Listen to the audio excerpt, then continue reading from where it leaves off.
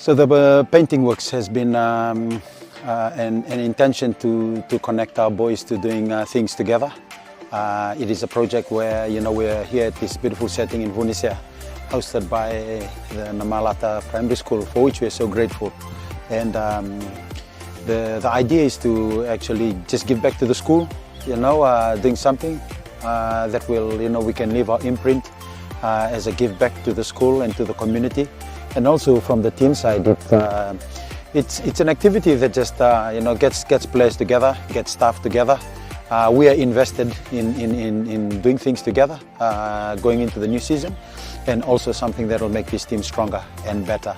The beauty about doing paint job is it relaxes the mind. You're working with your hands and you're talking away. These are things that will, this will form the underbelly of Drua 2025. So we are sowing the seeds to bring us together as one. And obviously at the same time we're building memories of working together this special time of the year. We're trying to finish the year strong, finish the year together, and also just being enthusiastic about it. It's beautiful to come together as a community with our people here in Kandavu and also our people here in this school.